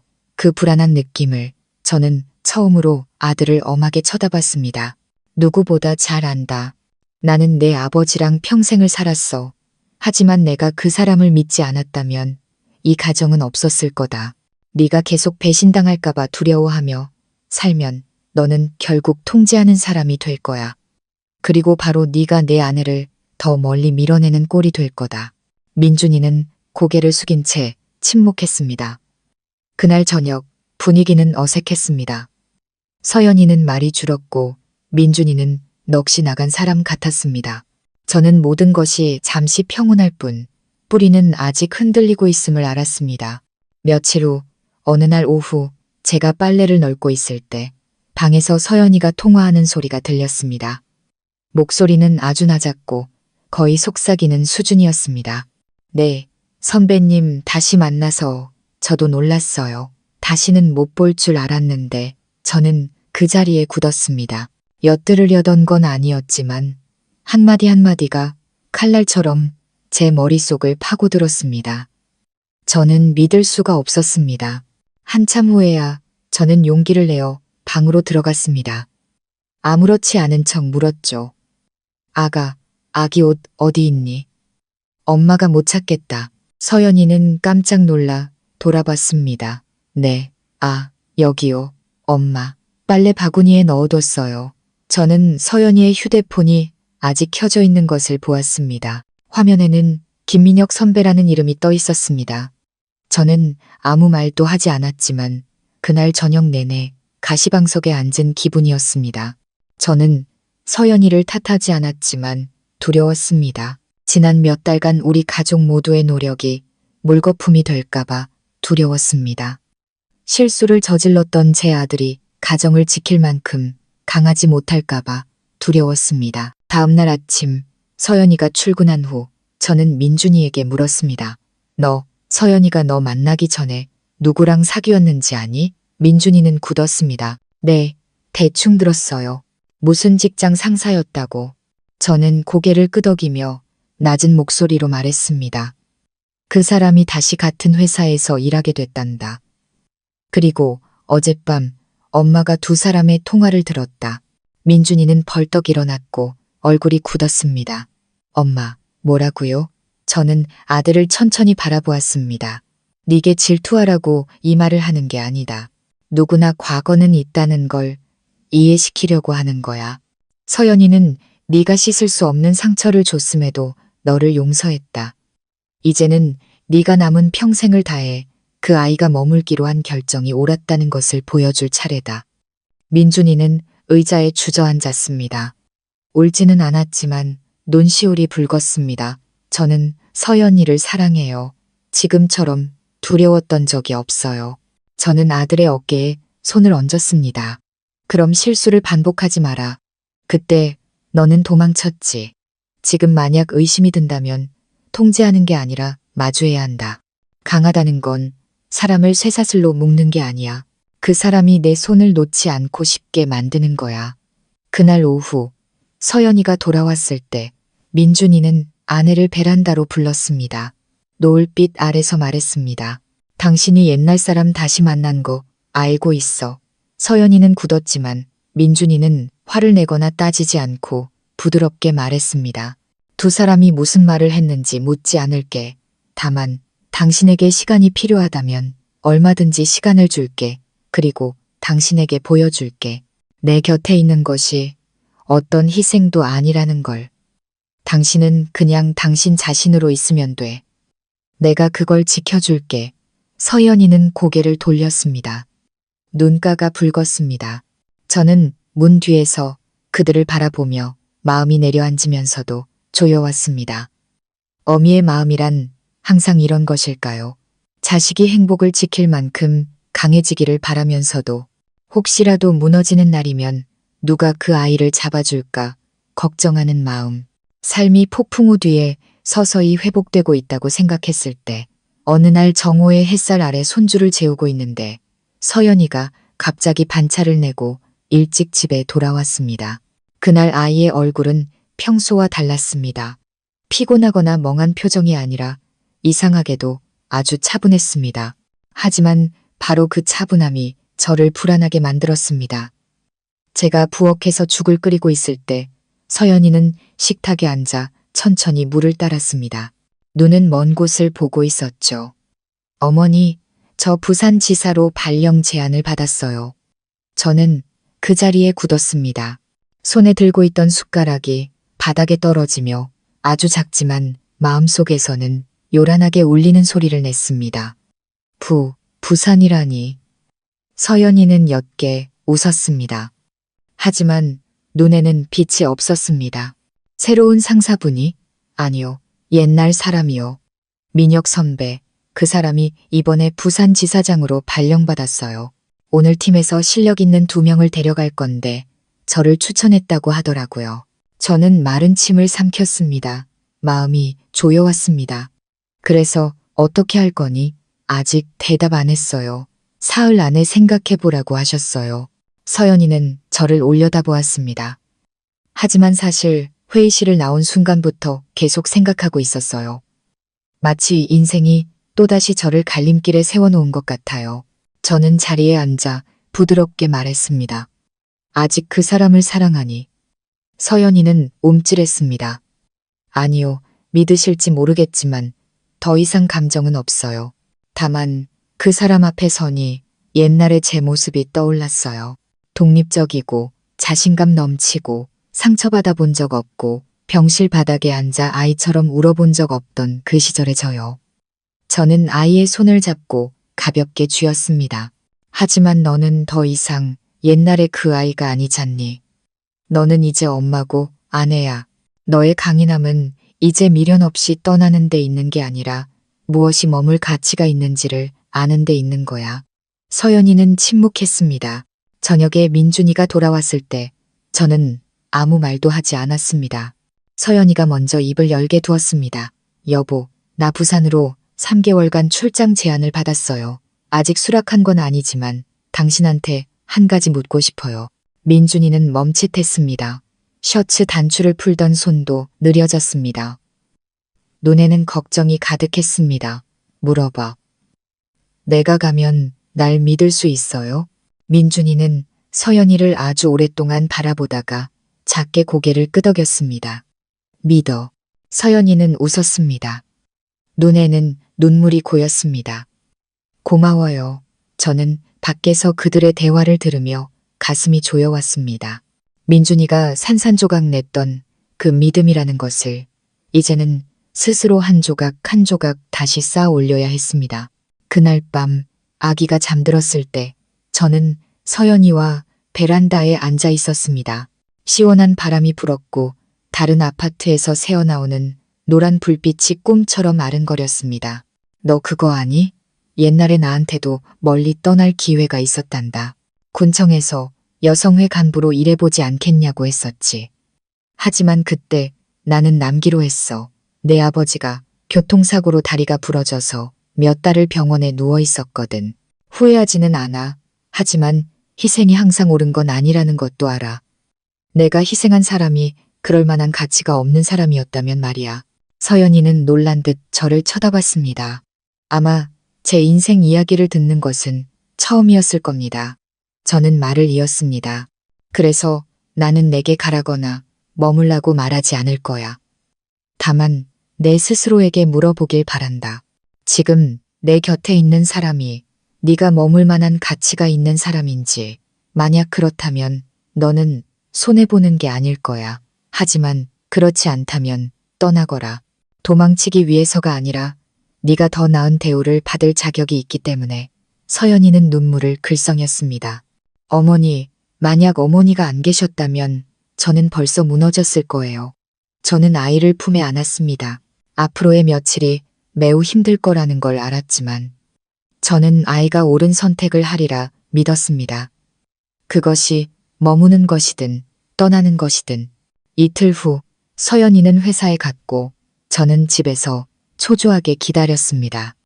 오후 3시쯤 민준이가 일찍 퇴근한다고 전화했습니다. 저는 무언가 결정될 것 같은 예감이 들었습니다. 오후 4시쯤 문이 열리고 서연이가 들어왔습니다. 아무 말도 인사도 없이 제가 손주를 안고 있는 곳으로 똑바로 걸어왔습니다. 어머니, 저 거절했어요. 저는 고개를 들어 제 귀를 의심했습니다. 정말이니? 네, 확실해요. 이 아기에게는 멀리 떠나는 엄마가 필요 없다는 걸 깨달았고 저도 더 이상 이곳을 떠나고 싶지 않다는 걸 알았어요. 저는 손주를 품에 안고 어느새 흐르는 눈물을 닦았습니다. 민준이가 방에서 나와 잠시 굳어 있다가 달려와 아내를 꼭 껴안았습니다. 아무 말도 없이 그저 껴안기만 했습니다. 그것은 아기가 태어난 이후 민준이가 서연이를 처음으로 껴안는 것이었습니다. 저는 부부에게 공간을 주기 위해 돌아섰습니다. 눈가는 젖었지만 마음은 이상하게 따뜻했습니다. 어쩌면 사람이 진심으로 사랑할 때 떠나야 할지 머물러야 할지 알게 되는지도 모릅니다. 그리고 이번에 제 며느리는 두려움 때문이 아니라 믿음 때문에 머무르기를 선택했습니다. 아기가 태어난 지 100일이 되었습니다. 피부는 뽀얗고 눈은 더 커지고 손발은 단단해졌습니다. 엄마가 뽀뽀해주면 방긋방긋 웃기도 했습니다. 손주가 매일 조금씩 자라는 모습을 보며 제 마음도 평온해졌습니다. 산후조리 밥상에서부터 낡은 휴대폰의 충격까지 그 모든 폭풍우가 뒤로 물러나고 희망이 그 자리를 채우는 듯 했습니다. 우리 가족은 조촐하지만 따뜻한 100일 잔치를 하기로 했습니다. 제가 서연이에게 말했습니다. 우리 집이 부자는 아니지만 손주 100일은 제대로 챙겨야지.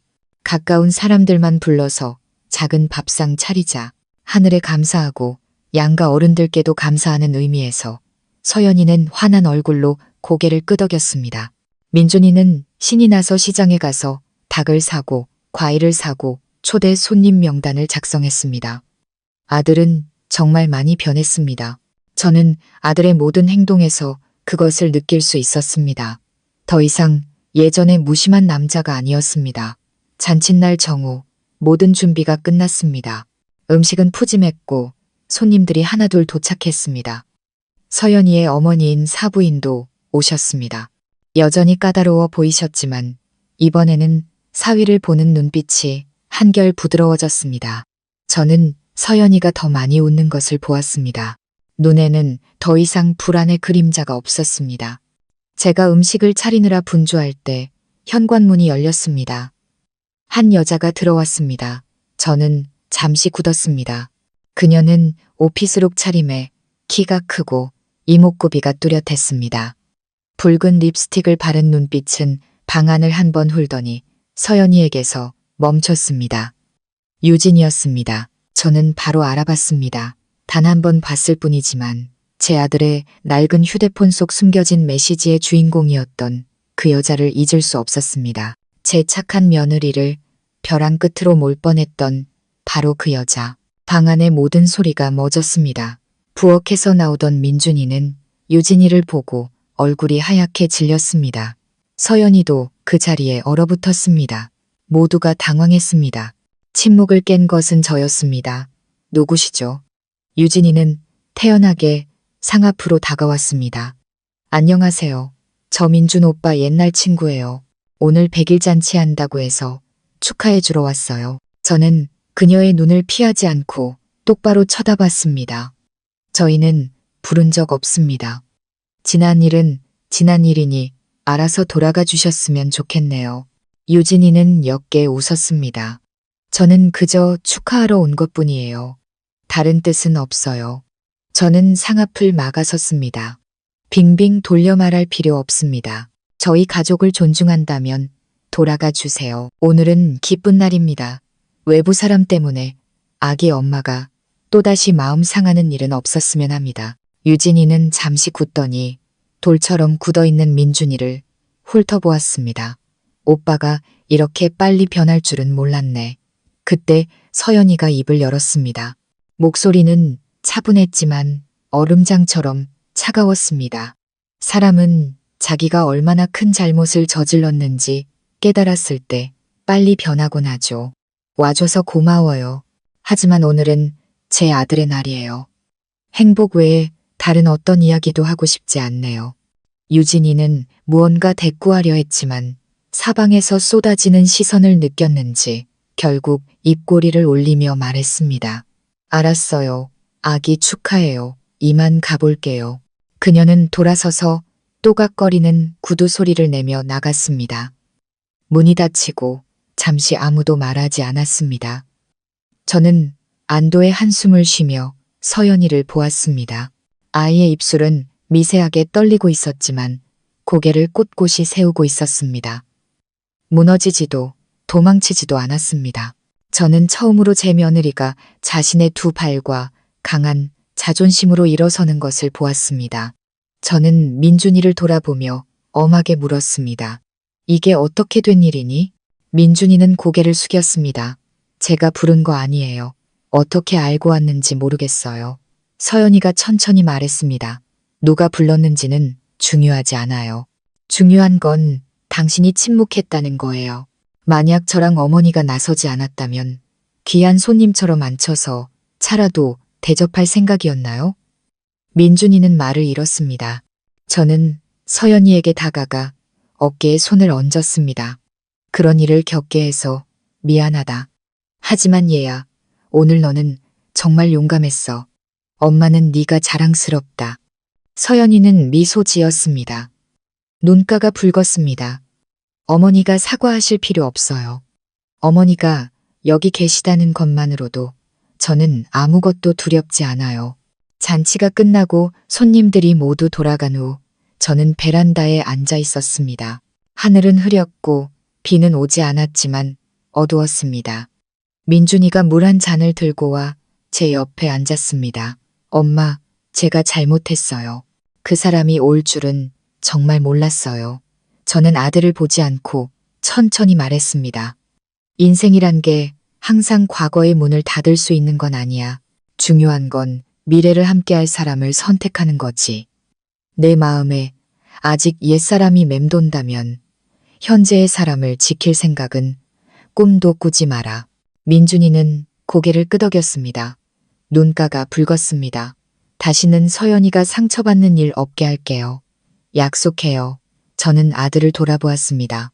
처음으로 꾸짖거나 경고하지 않고 가볍게 어깨를 두드렸습니다. 이번에는 그 약속 지킬 수 있기를 바란다. 그날 밤 서연이는 부드러운 자장가로 아기를 재웠습니다. 제가 서울에 처음 왔던 날처럼 떨리지도 밤새 몰래 울어 잠기지도 않은 맑고 단단한 목소리였습니다. 마치 폭풍우를 지나 자신이 누구인지를 알게 된 사람처럼 저는 자장가를 들으며 조용히 눈물을 흘렸습니다. 하지만 그것은 믿음의 눈물이었습니다. 지난 몇 달 만에 처음으로 저는 이 작은 가정이 진정으로 회생하고 있다고 감히 믿을 수 있었습니다. 100일 잔치 이후의 삶은 다시 평온한 리듬을 되찾았습니다. 매일 아침 저는 일찍 일어나 죽을 끓이고 민준이는 아들의 예방접종, 가롯을 준비했습니다. 서연이는 출근 전에 잠시 아기를 안아주고는 서둘러 회사로 향했습니다. 모든 것이 제자리를 찾아가는 듯 했습니다. 마치 지난날의 폭풍우가 존재하지 않았던 것처럼 저는 서연이의 마음속 상처가 완전히 아물지 않았다는 것을 알았지만 더 이상 피 흘리고 있지는 않았습니다. 아이의 눈에는 더 이상 경계심이나 무거운 걱정이 서려 있지 않았습니다. 민준이도 마찬가지였습니다. 더 이상 어색해하거나 회피하는 남자가 아니었습니다. 식사 시간마다 웃음소리가 끊이지 않았습니다. 기저귀, 예방접종, 아기의 귀여운 표정에 대한 소소한 이야기들. 저는 조금씩 고향으로 돌아갈 날을 생각하기 시작했습니다. 손주도 예쁘고 며느리도 소중했지만 제가 영원히 머물 수는 없다는 것을 알았습니다. 어느 날 점심, 저는 서연이에게 말했습니다. 아가, 저 녀석이 좀 더 크면 엄마는 잠시 시골에 내려가야겠다. 텃밭도 그립고 닭들도 그립고 집 뒤에 감나무도 그립구나. 서연이는 한참을 침묵하다가 제 손을 잡았습니다. 어머니 가시면 저희가 너무 보고 싶을 거예요. 하지만 어머니의 삶도 있다는 걸 알아요. 부디 건강하시고 힘들면 언제든 손주 보러 올라오세요. 저는 미소 지었습니다. 마음이 초여름 바람처럼 가벼워졌습니다. 2주 후 아기가 3개월이 다 되어갈 무렵 저는 고향으로 돌아갈 짐을 꾸리기 시작했습니다. 그날 아침 저는 거실에 작은 서랍을 정리하고 있었습니다. 바늘, 실, 손수건 같은 자잘한 물건들을 두는 곳이었죠. 물건을 정리하다가 낡은 실타래 사이에 끼어 있는 갈색 봉투를 발견했습니다. 호기심에 꺼내보았습니다. 봉투에는 이름도 봉인도 없었습니다. 열어보니 편지 한 통이 들어있었습니다. 반듯하고 익숙한 글씨체, 유진이의 글씨였습니다.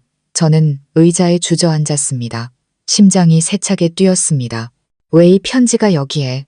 유진이가 언제? 무슨 목적으로? 저는 편지를 읽었습니다. 숙자 어머님께 100일 잔치에 찾아가서 정말 죄송했습니다. 제가 나타나서 어머님을 곤란하게 하고 대개 불안을 안겨드렸다는 것을 압니다. 하지만 저는 더 이상 민준 오빠의 삶에 끼어들거나 무언가를 뺏으려고 간 것이 아닙니다. 확실하게 끝내기 위해 간 것이었습니다. 저는 대학 마지막 학년부터 오빠를 좋아했지만 결국 그가 선택한 사람은 제가 아니라 서연 씨였습니다. 저는 포기했다고 생각했지만 그가 가장 약해졌을 때 다시 만나면서 저도 모르게 희망을 품었습니다. 하지만 저 역시 이 삶에 제 자리는 없다는 것을 압니다. 버인. 이 편지는 제가 진심으로 존경하는 시어머니이신 어머님께, 그리고 제가 생각했던 것보다 훨씬 강한 여자인 서연 씨에게, 그리고 마지막으로 자존심을 지키지 못했던 제 자신에게 보내는 사과입니다. 저는 서울을 떠났습니다. 중부지방으로 발령 신청을 했습니다. 어머님께서 이 편지를 읽으실 때쯤에는 모든 것이 평온해졌기를 바랍니다. 그리고 언젠가 저를 기억하게 되신다면 길을 잃었지만 결국 멈춰야 할 때를 알았던 사람으로 기억해 주세요. 유진 올림. 저는 편지를 접었습니다. 손은 여전히 떨리고 있었습니다. 편지는 길지 않았지만 제 마음을 먹먹하게 만들기에는 충분했습니다. 마음속에 더 이상 분노는 없었습니다. 그저 이름 모를 슬픔만이 남았습니다. 한때 다른 사람의 삶에 끼어들었다가 조용히 물러난 여인. 유진이에 대한 연민과 마침내 낡은 문이 완전히 닫혔다는 안도감이 뒤섞였습니다. 저는 편지를 들고 방으로 들어가 책상 위에 놓고 서연이를 불렀습니다. 아가, 엄마가 할 얘기가 있다. 서연이가 나왔습니다. 얼굴은 평온했습니다. 저는 편지를 아이 손에 쥐어주었습니다. 읽어보렴. 유진이가 보낸 거다. 서연이는 편지를 열고 단숨에 읽어 내려갔습니다. 다시 편지를 접었을 때 아이의 눈에는 눈물이 고여 있었습니다. 엄마는 너랑 그 아이가 같은 반 친구였다는 걸 안다. 지난 일에 간섭하고 싶지는 않지만 나쁜 사람이 아니라 길을 잘못 든 사람도 있다는 걸 네가 알았으면 했다. 그리고 그들이 멈춰야 할 때를 알고 물러났을 때 우리도 조용히 고마워해야 한단다. 서연이는 눈물을 글썽이며 고개를 끄덕였습니다. 저 그 사람 밉지 않아요, 어머니. 한때는 무서웠고 민준 씨를 원망했고 세상 전부를 원망했어요. 하지만 생각해보니 그 시절이 없었다면 제가 이렇게 강해질 수 있었을까 싶어요. 저는 아이를 품에 안고 더 이상 아무 말도 하지 않았습니다. 그날 밤 저는 다음날 아침 일찍 탈 버스를 위해 짐을 마저 쌌습니다. 민준이가 제 가방을 들어주며 작게 말했습니다. 엄마, 며칠 더 계시다 가세요. 저는 웃었습니다. 안 된다. 엄마가 가야 너희 둘이 알아서 살지. 몸은 가도 마음은 여기 두고 간다. 이른 새벽 서연이가 저를 배웅하러 일어났습니다. 밖은 아직 어두웠습니다. 저는 문을 나서며 한때 눈물과 분노가 가득했지만 이제는 진정한 보금자리가 된 이 작은 집을 돌아보았습니다. 엄마 간다. 건강 잘 챙기고 내 자신을 위해 살아라. 잘못한 건 고치고 좋은 건 지키고. 서연이는 고개를 끄덕였습니다. 눈물이 뺨을 적셨습니다. 약속할게요. 어머니, 걱정 마세요. 버스가 움직이기 시작했습니다. 저는 창가에 앉아 멀어지는 서울을 바라보았습니다. 마음속에는 상실감과 충만함이 동시에 자리했습니다. 그리고 저는 이 가족의 여인들이 걸어가는 길이 비록 비틀거리고 때로는 넘어졌지만 마침내 올바른 방향으로 나아가고 있음을 알았습니다. 저는 황금빛 들판이 펼쳐지는 가을에 고향으로 돌아왔습니다. 집 뒤에 노는 추수가 끝나 마른 볏짚이 발밑에서 바삭거렸습니다. 흙냄새, 햇볕 냄새, 그리고 이른 아침의 닭 울음소리가 도시에서의 분주했던 몇 달간의 피로를 씻어주었습니다. 시골에서 저는 다시 텃밭을 가꾸고 닭장을 수리했습니다. 밤에는 스웨터를 짜고 손수건에 술을 놓아 손주에게 보냈습니다. 혼자였지만 외롭지 않았습니다. 제 마음속에는 이미 충분한 사랑과 믿음, 그리고 희망이 있었기 때문입니다. 매주 서연이는 영상통화를 걸어와 손주가 자라는 모습을 보여주었습니다. 아이는 훨씬 단단해져서 이제 뒤집기도 하고 아빠 비슷한 소리를 내기도 했습니다. 민준이도 전보다 자주 전화를 걸어와서는 건강 잘 챙기시라고 아기가 걷게 되면 찾아뵙겠다고 말했습니다. 저는 그저 웃으며 재촉하지 않았습니다. 모든 일에는 시간이 필요하다는 것을 알았기 때문입니다. 사랑도 믿음도 강요할 수 없고 오직 기다릴 수밖에 없다는 것을. 어느덧 반년이 흘러 섣달의 어느 오후 제가 서연이네 집에 보낼 선물을 포장하고 있을 때 민준이에게서 전화가 왔습니다. 엄마, 이번 설에 며칠 올라오세요. 서연이랑 제가 드릴 말씀이 있어요. 저는 웃으며 바로 그러겠다고 했습니다. 마음속으로는 궁금했지만 무슨 비밀스러운 이야기일까? 저는 섣달 금음 이틀 전에 서울에 도착했습니다. 민준이와 서연이가 터미널에 마중 나와 있었습니다. 손주는 차 안에서 저를 보자마지 활짝 웃었습니다. 아기를 안고 서로를 바라보는 민준이와 서연이의 눈빛을 보며 저는 무언가 달라졌음을 직감했습니다. 집에 도착하니 아파트는 깨끗하게 정돈되어 있었습니다. 베란다에는 매화가 가득했고 붉은 복주머니가 걸려 있었습니다. 저는 의자에 앉았고 서연이는 따뜻한 차를 내오더니 민준이를 제 곁으로 끌어왔습니다. 어머니, 오늘 저희가 드릴 말씀이 있어요. 저는 찻잔을 내려놓고 두 사람을 바라보았습니다. 심장이 살짝 내려앉았습니다. 서연이는 제게 분홍색 봉투 하나를 건넸습니다. 봉투에는 임신 확인서라고 적혀 있었습니다. 저는 굳은 채로 떨리는 손으로 봉투를 열었습니다. 임신 8주, 산모 박서연. 저는 고개를 들었습니다. 눈물이 왈칵 쏟아졌습니다. 세상에, 네가 임신했니? 서연이는 고개를 끄덕였습니다. 눈가가 붉었습니다. 네, 이번에는 첫째 때보다 몸이 훨씬 좋아요. 의사 선생님도 아기가 잘 자라고 있대요. 어머니께는 확실해질 때까지 비밀로 했어요. 민준이가 제 손을 잡았습니다.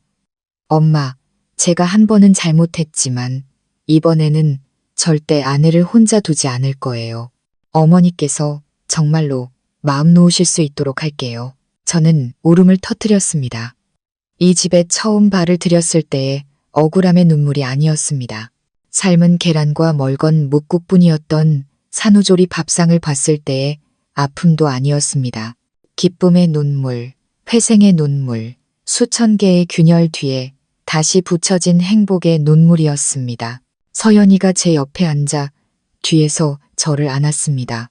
어머니, 만약 그날 어머니께서 집을 나갔다가 다시 돌아오지 않으셨다면 저는 아마 무너졌을 거예요. 평생 잊지 못할 거예요. 어머니가 제게 끓여주신 첫 미역국을. 그건 그냥 미역국이 아니라 가족의 온기였어요. 저는 아이를 꽉 껴안았습니다. 심장에서 맑은 물줄기가 솟구치는 것 같았습니다. 저는 목이 메어 말했습니다. 내가 잘난 것도 최고의 시어머니도 아니지만 그저 네가 행복하기를 바랄 뿐이다. 이 집이 내게 짐을 져야 하는 곳이 아니라 편히 쉴 수 있는 곳이 되기를 바랄 뿐이야. 그때 제 품에 안겨있던 아기가 까르르 웃음을 터뜨렸습니다. 어른들의 기쁨에 동참하려는 듯이 저는 아기의 뺨에 뽀뽀하며 생각했습니다. 이번에는 아마 조금 더 오래 머물러야겠다고. 섣달 금음날 밤 온 가족이 조촐한 상에 둘러앉았습니다. 민준이가 제게 술을 따라주며 잠긴 목소리로 말했습니다. 엄마, 그날 돌아와 주셔서 감사해요. 엄마가 아니었다면 저는 모든 걸 잃었을 거예요. 저는 잔을 들고 두 아이와 옹알이를 하는 손주를 보며 옅게 미소 지었습니다. 엄마가 어떻게 자식을 버리겠니? 하지만 네가 소중한 것을 지킬 줄 알게 되어 고맙다. 한 번 잃으면 다시는 되찾을 수 없는 것들도 있으니 말이다. 밖에서는 불꽃이 터졌습니다. 집 안에서는 서연이가 반짝이는 눈으로 저를 보며 작게 말했습니다. 어머니, 올해는 다른 건 안 바랄게요. 그저 어머니가 항상 건강하셔서 제가 힘들 때 기댈 곳이 되어주시길 바랄 뿐이에요. 저는 고개를 끄덕이며 아이의 손을 가볍게 잡았습니다. 너는 이것 하나만 기억하렴. 세상이 어떻게 변하든 이 집은 항상 네가 사랑받고 위로받고 용서받을 수 있는 곳이라는 걸. 저희 이야기는 동화가 아닙니다. 눈물과 실수, 상처가 있었습니다.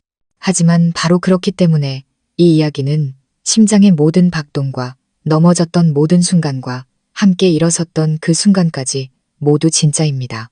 그리고 만약 제게 엄마로서, 시어머니로서, 인생에서 가장 소중한 것이 무엇이냐고 묻는다면 저는 며느리가 온 마음을 다해 어머니라고 불러주는 바로 그 순간이라고 말할 겁니다. 이야기는 끝났지만 그 여운은 여러분의 마음 속에 오래도록 남을 겁니다.